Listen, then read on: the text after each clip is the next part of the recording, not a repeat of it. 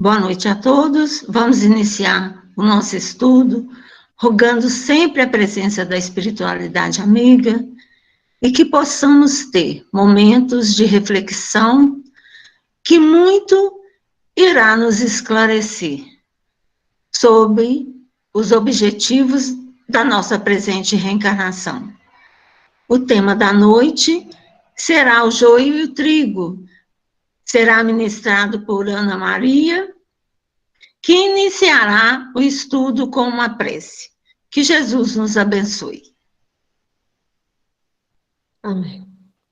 Então vamos rogar ao Mestre Jesus, aos amigos espirituais, que possam nos abençoar nesse momento, abrindo a nossa consciência, a nossa mente, o nosso coração, para que nós possamos ter entendimento dos ensinamentos da noite e que nós possamos refletir e trazer para o nosso dia a dia o que a gente conseguir entender e acolher no nosso coração. Que Jesus nos ampare e nos proteja hoje e sempre. Que assim seja. Graças a Deus. Então, gente, boa noite. Eu gostaria de agradecer, a oportunidade que a gente acaba estudando um pouco mais e aprendendo um pouco mais também. E hoje nós vamos falar da parábola do joio e do trigo, mas primeiro eu gostaria de falar o que é uma parábola, né? Eu já falei outras vezes, mas toda vez tem gente nova e talvez quem é novo não saiba. Mas uma parábola é uma história que se usa os elementos que a gente tem no nosso dia a dia, no nosso convívio, para traduzir uma ideia, para fazer uma analogia com os termos e passar uma mensagem. Jesus usava muito de parábolas. Por que Jesus falava por parábola?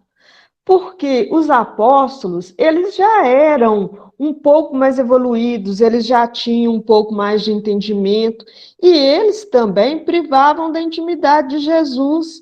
Então, alguma coisa que eles não entendessem ali naquele momento, depois eles poderiam pedir um esclarecimento para Jesus, e com certeza que Jesus ia orientá-los, como a gente vê nos livros da doutrina, que contam essas intimidades dos apóstolos com Jesus.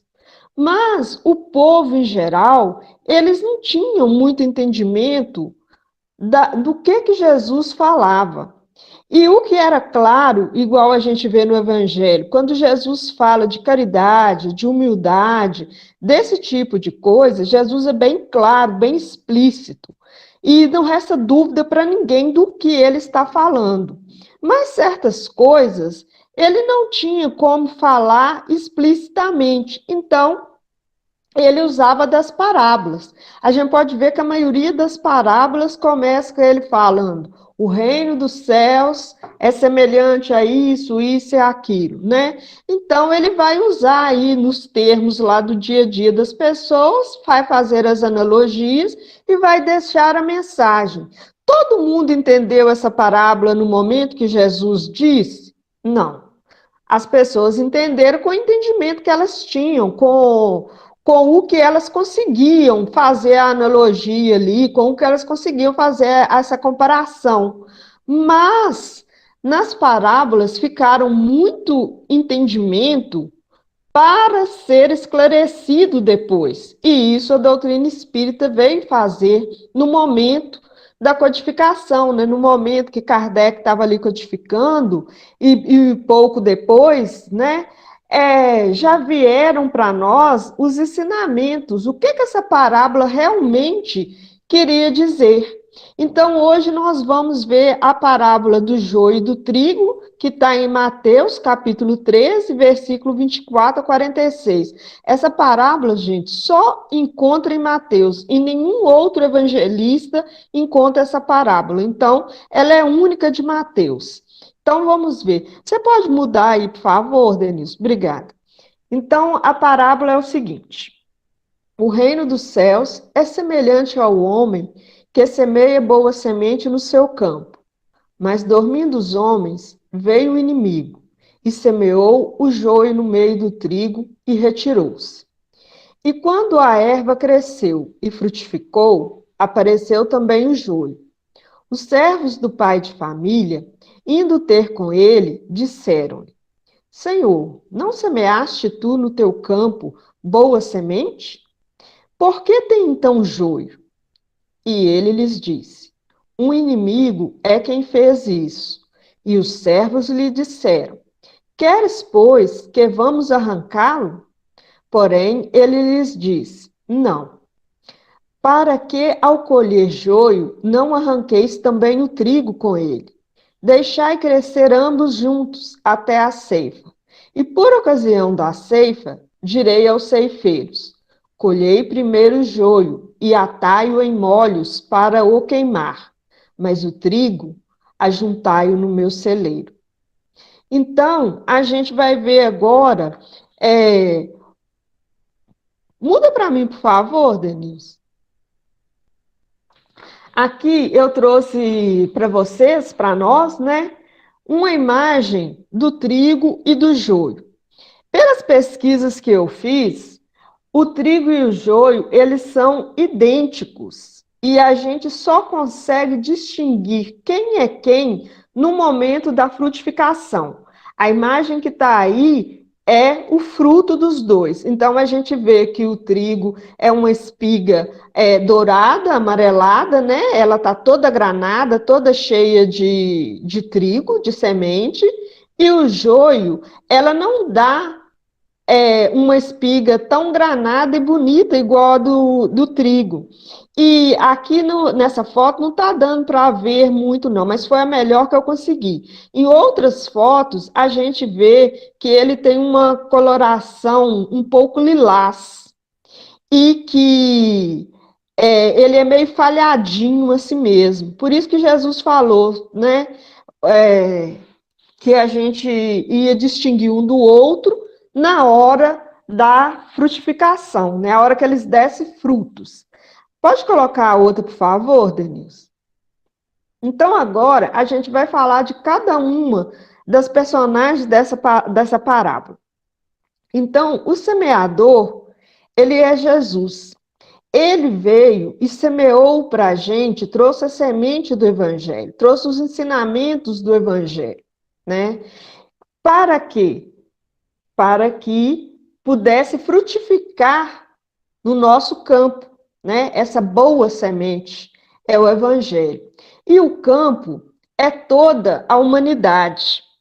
A humanidade, ela é de uma forma geral. Mas eu gostaria que a gente, em todos os itens, a gente pensasse sobre a humanidade, olhando de um modo geral, e a gente pensasse também sobre nós, cada um de nós como indivíduo. Então, Jesus, né, que é o semeador, o Senhor dos campos, veio semear a boa semente, que é o Evangelho, e semeou onde? Na humanidade. Então, a gente trazendo para o lado pessoal, eu sou parte da humanidade, então ele semeou em mim também. Então, vamos ver na humanidade, no coletivo e no nosso individual, para a gente poder refletir também. Então, lá na parábola, conta que depois que os trabalhadores, né, que semearam lá o campo e tal, eles dormiram. Dormiram e foi aí que o inimigo conseguiu chegar ali e plantar o joio junto ao trigo. Então, esses homens dormindo, gente, significa a invigilância da humanidade como um todo e a nossa própria invigilância. A humanidade, ela ficou invigilante quando ela permitiu, né, ela abriu brecha na sua invigilância e permitiu que as pessoas mais espertas, as pessoas com maior inteligência, manipulassem o evangelho para conseguir aquilo que queria, que distorcessem o evangelho, né? E então a gente vê muito disso hoje em dia a gente ainda vê, mas a gente viu muito do passado, as guerras santas, a Inquisição, as cruzadas, tudo isso são brechas que foram abertas, por quê? Porque o homem, a humanidade, estava em vigilante e o evangelho foi usado para guerras, foi usado para poder buscar tesouros, foi usado para poder destruir a humanidade, porque se nós todos somos filhos de Deus, por que então que numa cruzada os católicos tinham que ir lá na Palestina para poder matar os muçulmanos por causa de um pedaço de terra, para poder ser dono? Então, não tem porquê isso. Então, nesse momento de invigilância, quando a gente dorme, a gente deixa passar muitas coisas que não deveria. Por isso que Jesus nos disse o quê? Orai e vigiai, para não cair em tentação. Então, a gente tem que estar atento, né? De uma forma geral, como humanidade, para a gente não deixar acontecer coisas que a gente vê acontecendo aí no nosso dia a dia.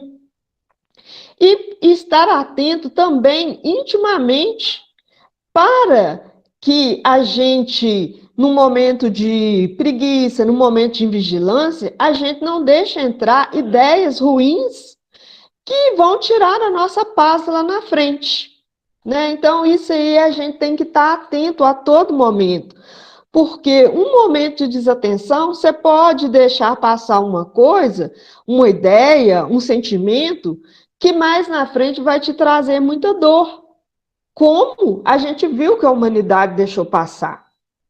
E esses inimigos são essas pessoas, igual eu já falei, que aproveitam, né? Elas aproveitam dessa invigilância para poder distorcer os fatos, distorcer os entendimentos do Evangelho, porque se a gente for olhar no Evangelho, o que Jesus nos ensinou o tempo todo?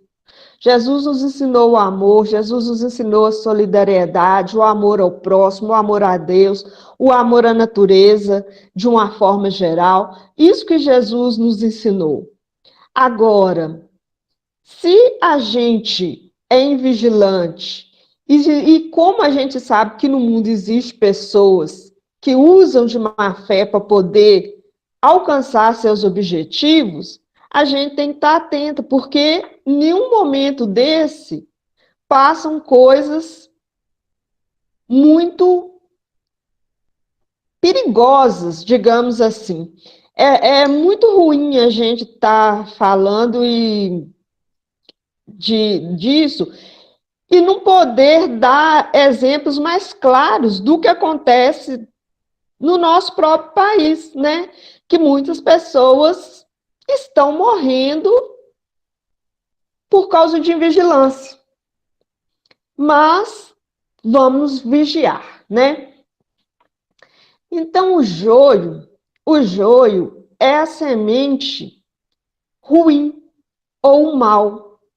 É aquela semente que você não percebe a diferença dela com a boa, com o trigo, no caso aqui o exemplo, né? Pelas minhas pesquisas, gente, o que eu aprendi foi que o joio e o trigo, eles são idênticos, totalmente idênticos. A partir do momento quando nascem até o momento da frutificação. Só quando eles dão frutos é que a gente consegue perceber a diferença entre um e o outro.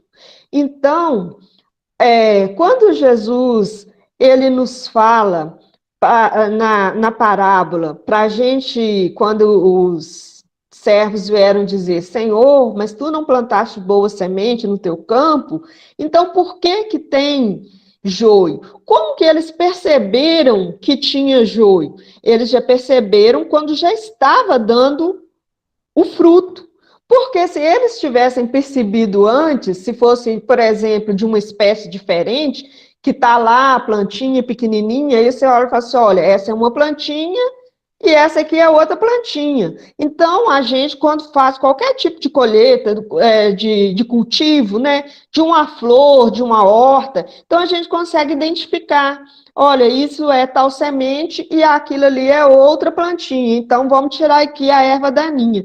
Mas, no joio e no trigo, a gente só consegue ver isso no momento da frutificação. Então, foi nesse momento, quando frutificou, que deu ali as espigas de trigo e de joio, que os servos foram lá falar com o Senhor. Tu não plantaste boa semente? Por que tem trigo aqui, joio aqui junto com o trigo? Então, o Senhor dos Campos, né, fala com eles perguntam, você quer que a gente tire, que a gente arranque?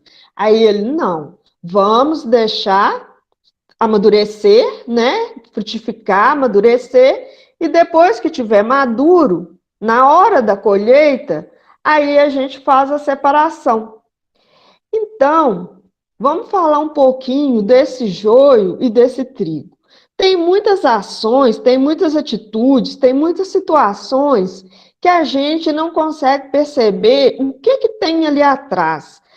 Tem muita coisa com uma aparência boa, com uma aparência fiel, com uma aparência, assim, de coisa boa.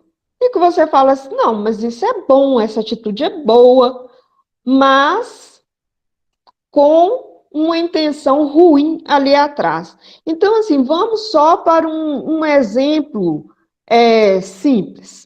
Nós estamos numa pandemia, nós temos uma população que grande parte está desempregada, nós temos muitas pessoas passando necessidade, não só no nosso país, mas em todo o mundo.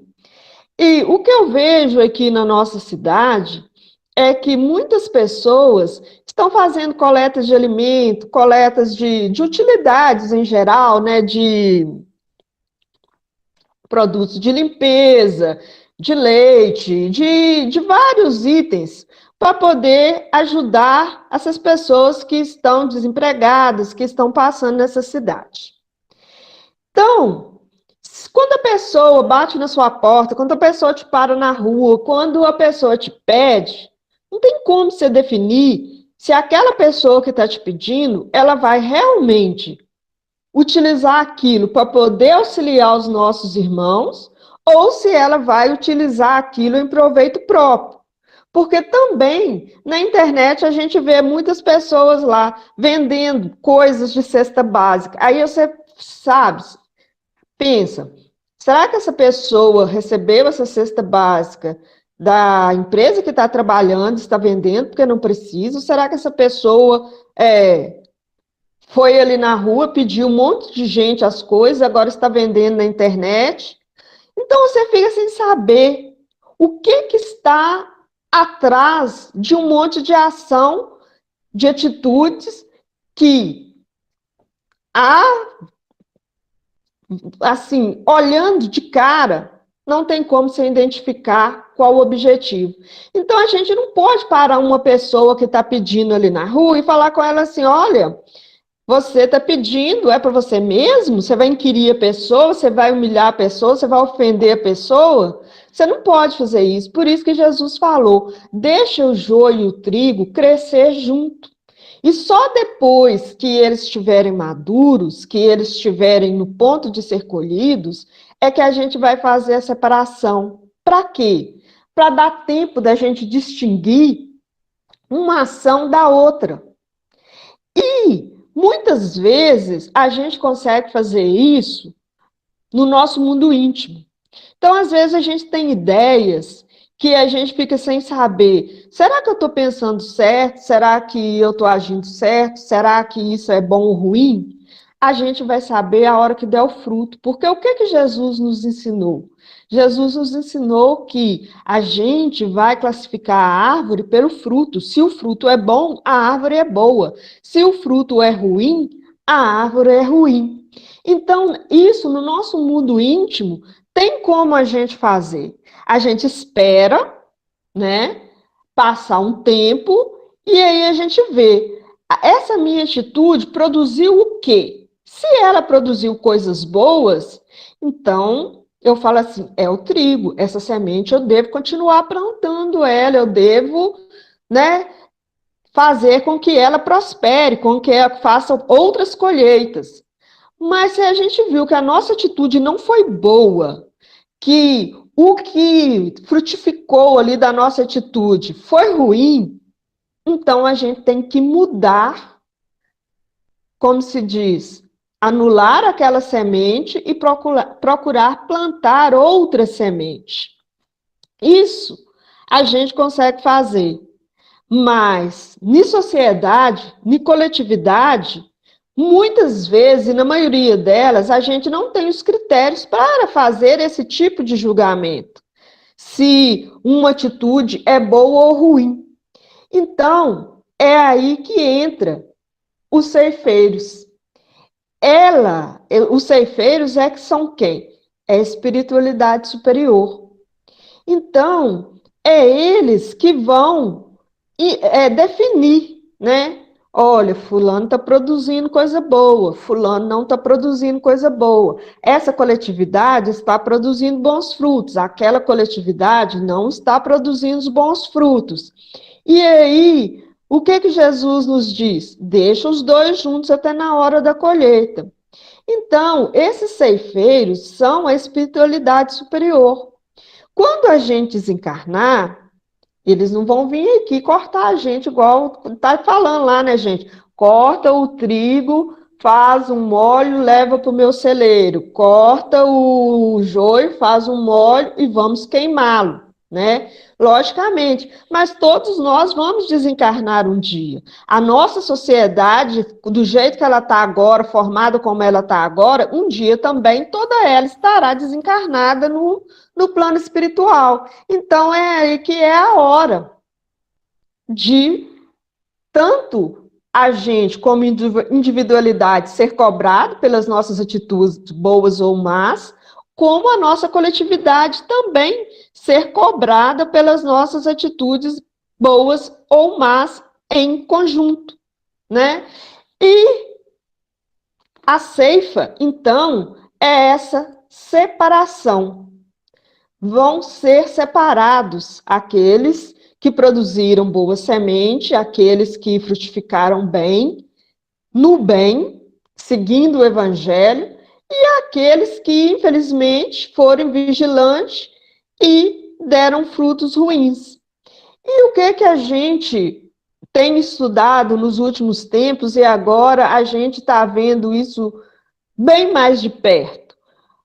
Pelos todos os acontecimentos que nós estamos vendo, a gente está praticamente com o pé no mundo de regeneração. E só falta a gente suspender o pé para estar com os dois no mundo de regeneração, né? E essa separação, ela está sendo feita, não é desde hoje, não. Muitas pessoas pensam assim, a pandemia está aí é para poder fazer essa separação. Então, quem morre vai para mundos inferiores e quem sobrevive vai ficar no mundo de regeneração? Não, gente. Absoluto. Nós, nesse momento, estamos passando por as provas de desencarnes coletivos, como nós vimos que aconteceria no final do mundo de provas e expiação. Mas não tem, em momento nenhum, não tem designação nenhuma para poder a gente falar ou a gente acusar, ó, quem morreu de Covid já está fora da Terra, já não reencarna aqui mais. De forma alguma. Até porque o que a gente vê, que Allan Kardec nos diz, é que muitos espíritos, com o choque, né, da perda da vida física bruscamente, eles vão se arrepender e eles vão ter chance de voltar para o mundo de regeneração. Agora, aqueles espíritos que não se arrependerem e que continuarem produzindo frutos ruins, que não quiserem mudar de atitude, esses sim, esses serão levados, né, serão juntados em molhos como joio e queimados. Queimados os espíritos? Não. Os espíritos, eles vão passar pelo fogo, mas esse fogo é expiação em mundos inferiores. E a gente sabe que isso já está acontecendo há um bom tempo.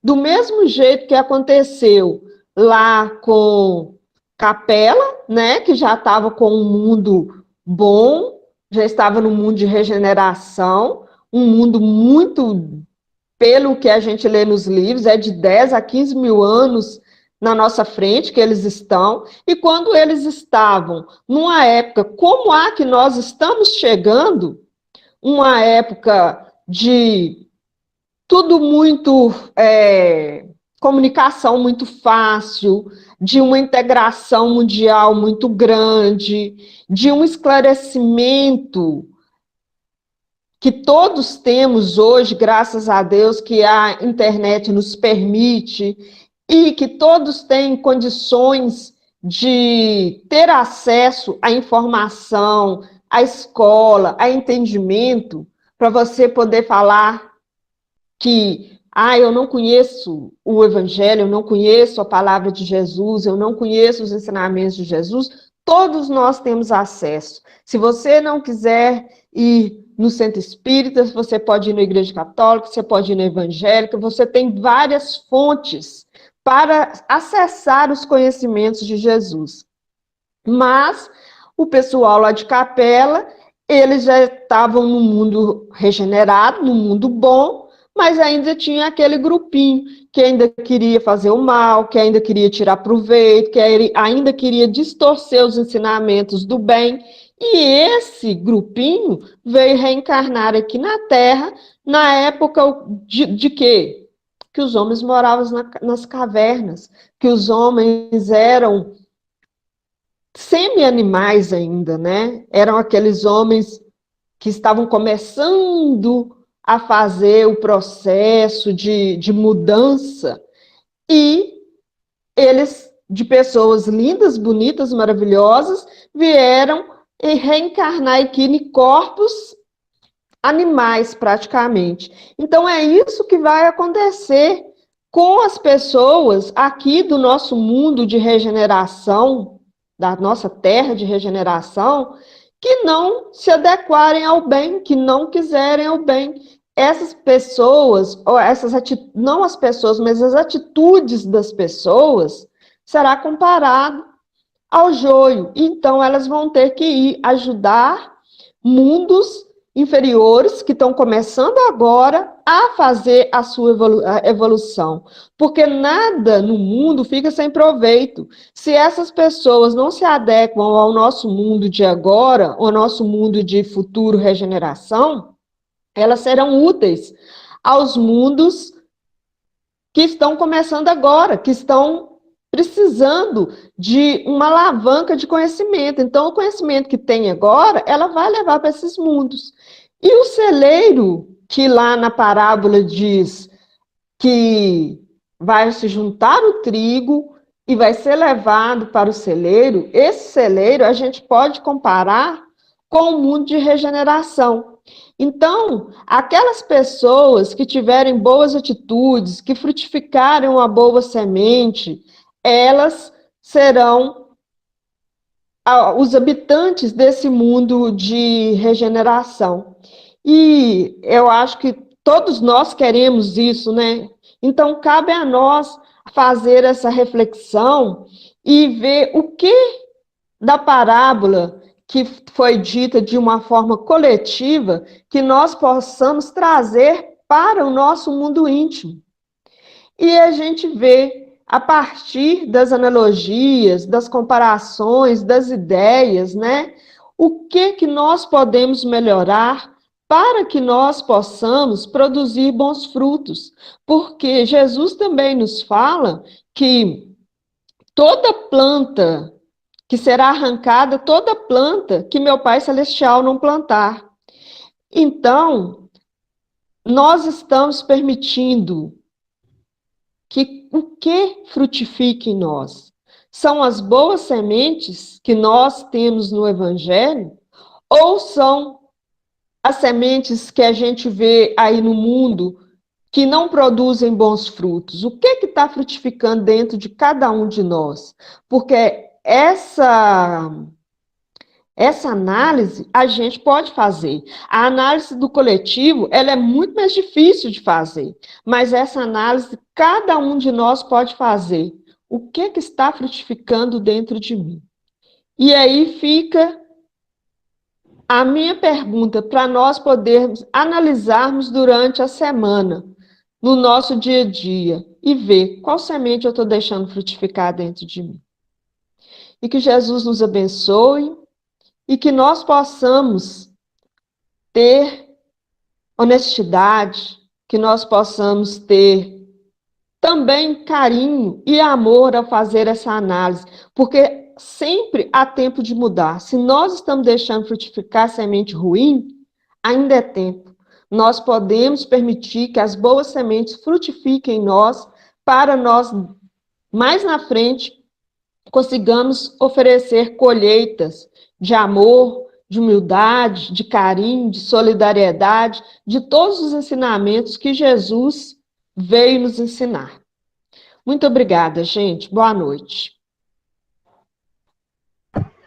Obrigado, Ana, pelos ensinamentos da noite de hoje. Ficou bem claro para nós aí a explicação, né, da parada do joio e do trigo. E a gente vai finalizar a noite de hoje com uma música, né, do nosso mestre, Jesus, né, que é Jesus já veio, e todos podem acompanhar conosco aí.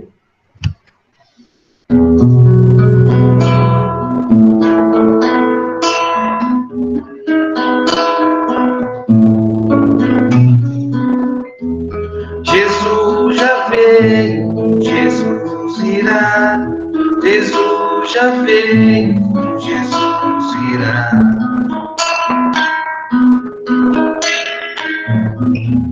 Tem muita gente esperando Jesus, descendo do céu, num carro de luz.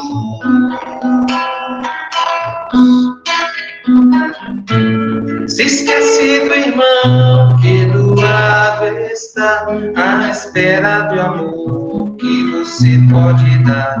Só assim o Senhor a te chegará.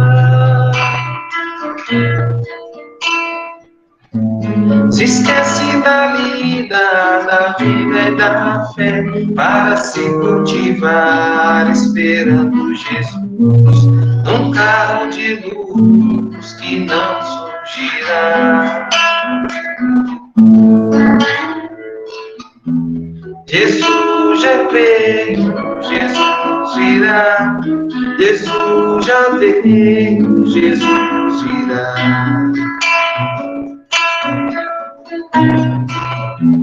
Tem muita gente esperando Jesus, descendo do céu, num carro de luz.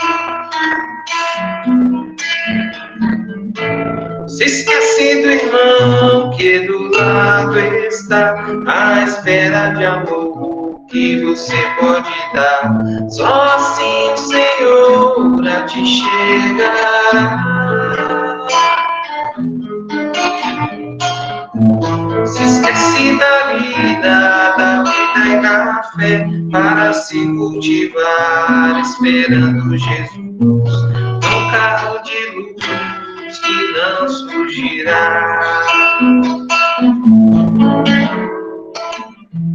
Jesus já veio, Jesus irá, Jesus já veio, Jesus irá.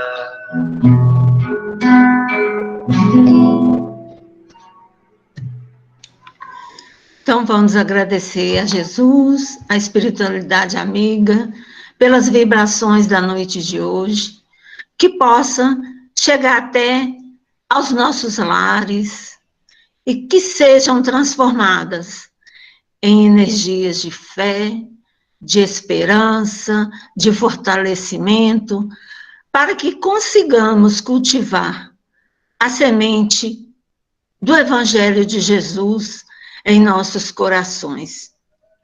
Para todos os corações aflitos, que recebam esse lenitivo de esperança em dias melhores, rogando misericórdia para todos que desencarnaram no dia de hoje, para todos que se encontram hospitalizados, em quarentena em casa, pela pandemia, que possam receber essas vibrações salutares de recuperação,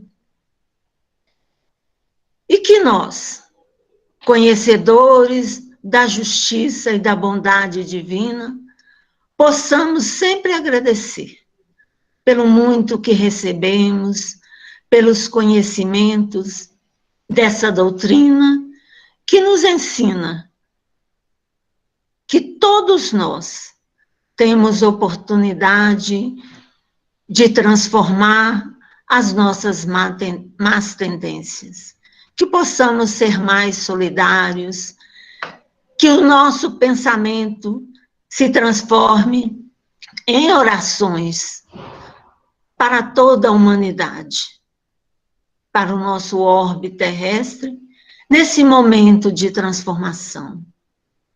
Se conosco, Senhor, nos ampare e nos proteja sempre. Que assim seja.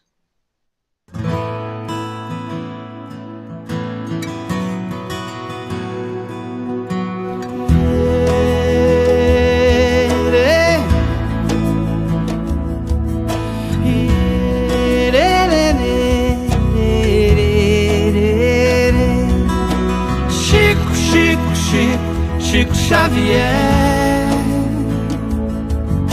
Chico, Chico, Chico, homem de fé.